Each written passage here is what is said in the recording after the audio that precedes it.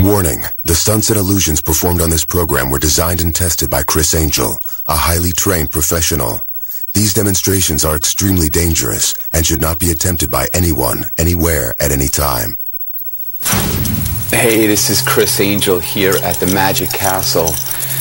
For the next half hour, we're going to take a look back at the best of Mindfreak. We're going to relive the craziest, most insane moments that you guys talked about.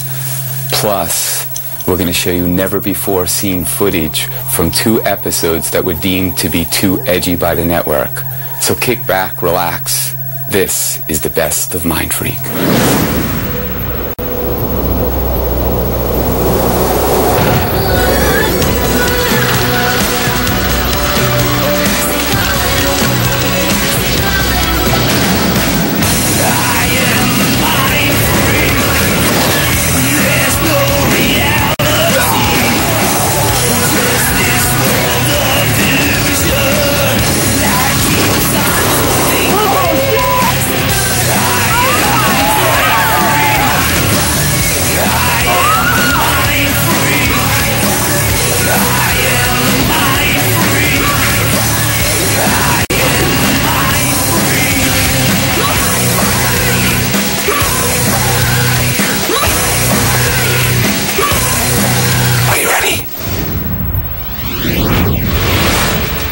Man, I gotta say it's been a phenomenal first season. And I want to thank you for your support because you gave me the ability to bring all of these crazy demonstrations to life. I've been burned alive. You're lit! You're lit! Buried alive. Suspended from a helicopter by 4 flesh hooks. Blown up. Struck by 3 million volts of electricity. Turn it off! Run over. I walked down a building, escaped from a wine barrel more than 80 feet in the air. Drove blind with the beautiful Mandy Moore. I sat in Oasis for more than 24 hours. I freaked out a lot of minds. He pulled the damn quarter out of his wrist. And I had a blast doing it. Oh my God! Magic is never about tricks or puzzles for me. It's about the emotional connection that I have with you.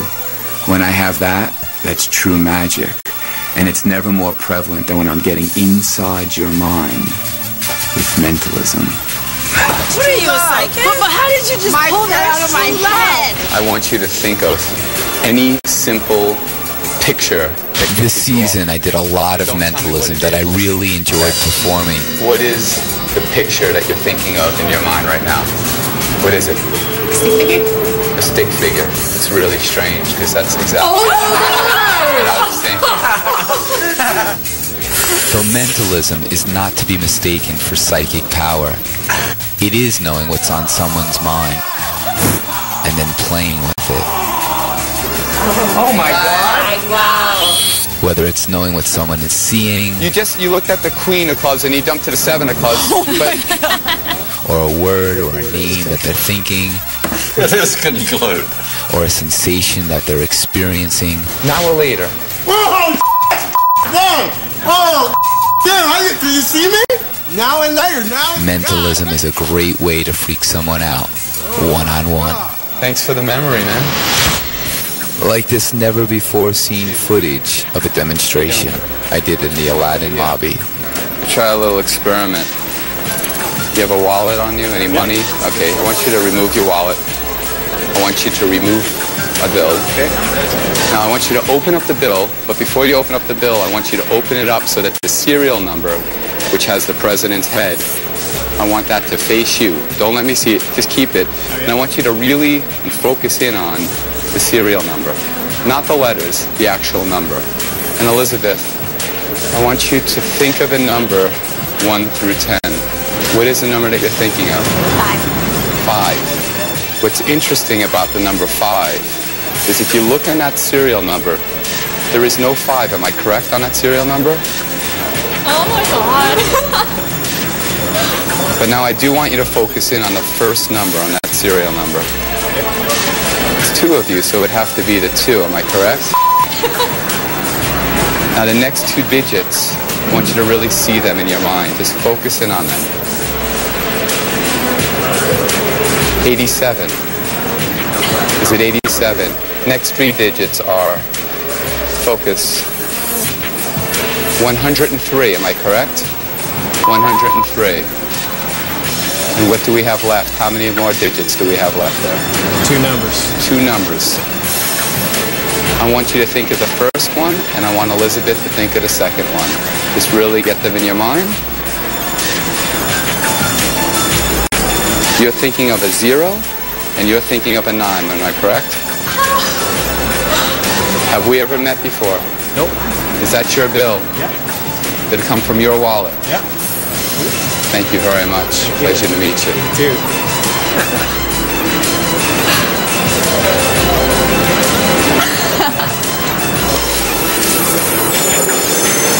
That's amazing.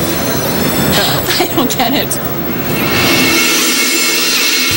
I did an episode called Bullet Catch with Jonathan Davis from Korn that was deemed to be too controversial for TV, even for A&E. My favorite demonstration of mentalism was supposed to be in that show, so here it is.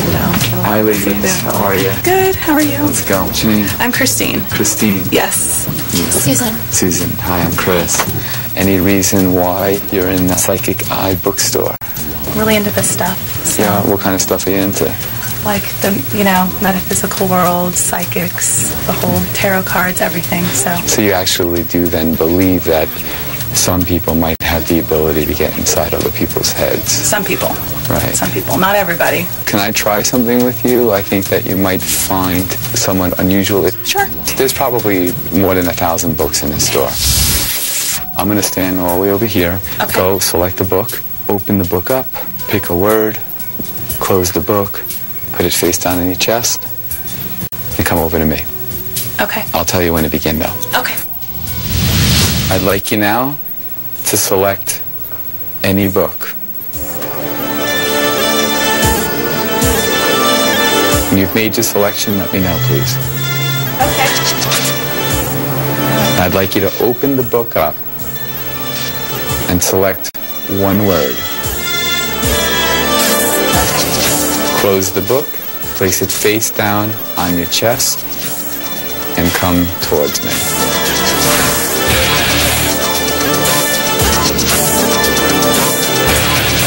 I want you to visualize that word. See it in your mind.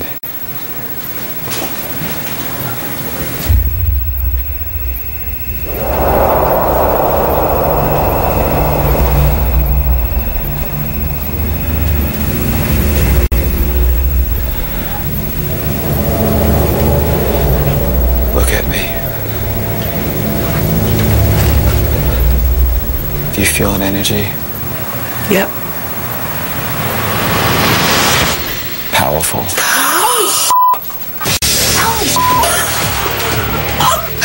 My God. That's really scary. That was so good. That was Let's do it again. Let's do it again. He turned around, had me pick a book. There was no other cameras or anybody watching. I came back with the book, and this man over here read my mind. Felt some kind of energy here. It was like a vibration or something. I've never felt it before. It was intense. I've never in my life had anything like this happen. Not even remotely close. Enter my mind. My mind. Coming up. I tap into the mind, body, and spirit. Next. Are you ready? Mind freak. What's your name, bro? Being that the show's only 30 Hi, minutes how are you? long, Chris. I have to be honest with you, it's a bit frustrating because a lot of the demonstrations that I do, we have to edit down to fit into the time frame of the show. Until now. Now you're going to see a demonstration, uncut in one continuous shot. But what you see is what you get. I remind you, I use no trick photography. All right, check it out. What I want you to do is you're going to pick up the pail. You're going to place it over my head. When I'm under there, I will speak to you and give you directions from here. But basically what I want you to do is to place the pail over me. Keep your palms on the pail. Keep pressing the pail to the ground until I tell you to flip it over, okay? When I tell you to flip it over, boom, you flip it over. All right? All right, John, I don't want you to think anybody thinks that you're part of it. So you hold the walkie-talkie or whatever it is. All right, cool. So, place it right over me. Place it over me. And let's do this very slowly. So everybody just hold it right there for a second, guys. I hope you have a new clean bag in here. All right, check it out. 1 second. Let me get, all right, good. Now what I want you to do is to come down very, very slowly for me. Keep on coming down. Keep on coming down. Keep on coming down. Now place your hands on top of the pail. Keep pushing down. Keep pushing down. On the count of 3, I want you to flip the pail over. 1, 2, 3, now!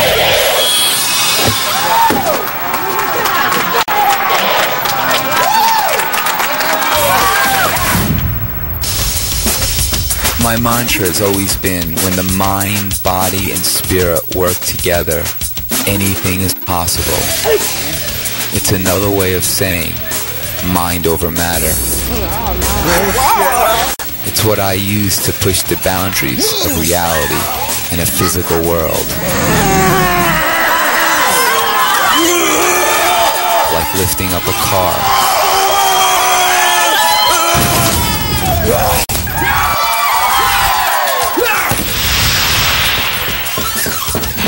Or walking through a plate glass window.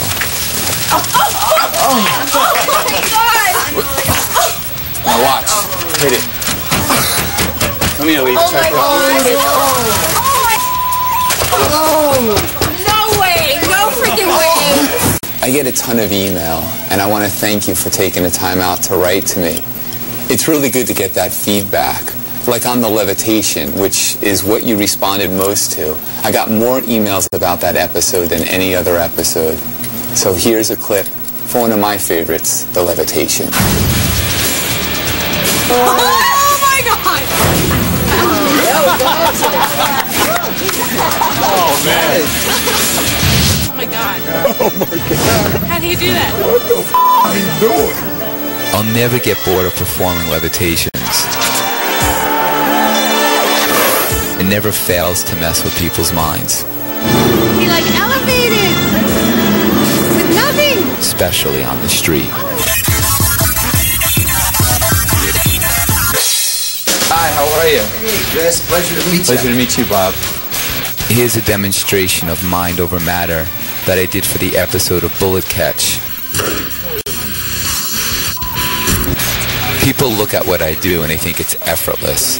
But there's so many demonstrations that I try that are painstaking. I can't tell you how many hours I spend trying to accomplish some of them. And this can't be any truer than when I attempted to catch an arrow. Just watch me as I shoot. No way. It's not easy. Wow. Where's John Farrell? He said an 8-year-old can do this. This was no easy task. It was going over 100 miles an hour, and I spent a few hours to try to catch this arrow. Here we go. I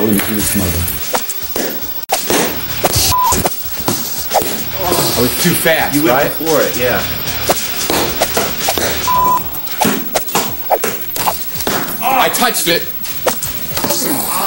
Man. I nailed my hand a couple of times, so Bob suggested I wear a glove.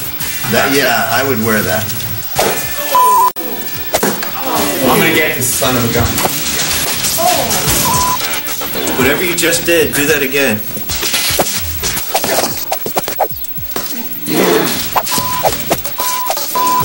I think it was probably one of the most difficult things that I ever attempted. What the hell did I get myself into, bro?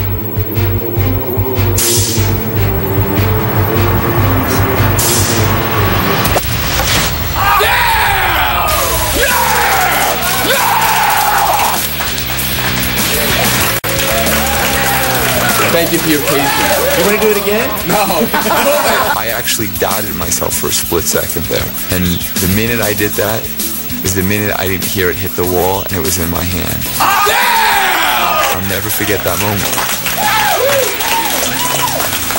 Yeah, think of your phobia. One of the things I did this season was to help people confront their fears and phobias. Look inside the hat. Look inside the hat. This was a little demonstration that I like to call Scream. Open it up. Open it up. Believe me, I'm helping these people. Enter my mind. My mind. Freak. Coming up. I relive a brush with death. Next. Are you ready? Mind freak. Fear comes in many shapes and forms. Another one of my favorite demonstrations dealt with people's fear of heights. I leaned off the roof of the Aladdin Hotel, more than 500 feet above the street. No ropes, no harness, no safety net.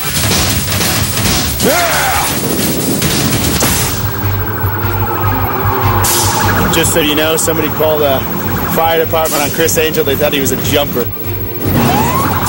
We're in a mess. That demonstration definitely had a few people worried. I believe that pain is just a state of mind.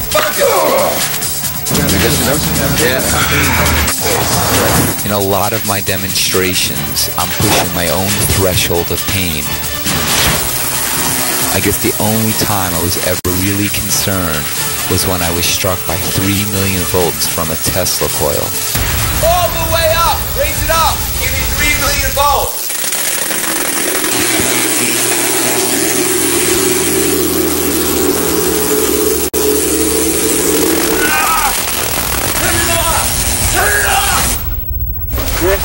Everybody stay back. Chris, is it clear? By far, this was the sickest moment of Mind Freak this season because I ended up in an emergency room in Baraboo, Wisconsin.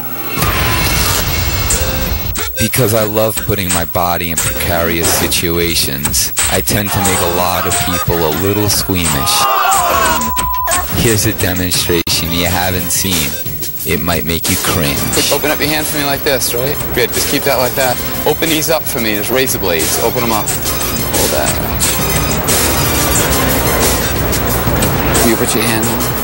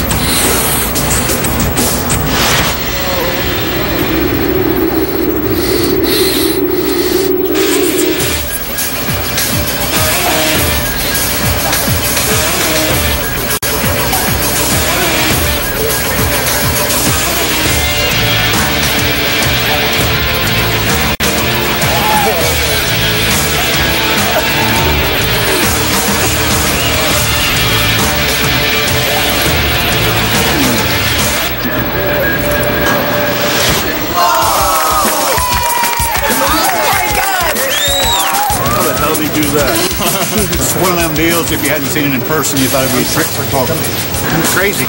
Dude, I thought I was gonna faint. That was nuts, dude. Criss Angel is awesome.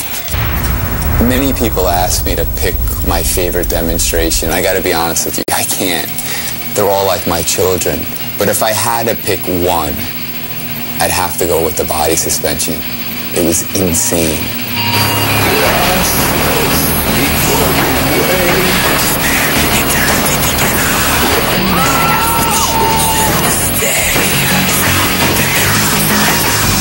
It was truly a demonstration of mind, body, and spirit. And in my opinion, it is by far the most beautiful image of the first season of Mindfreak. Of course, it's right up there. Of course, it's right up there.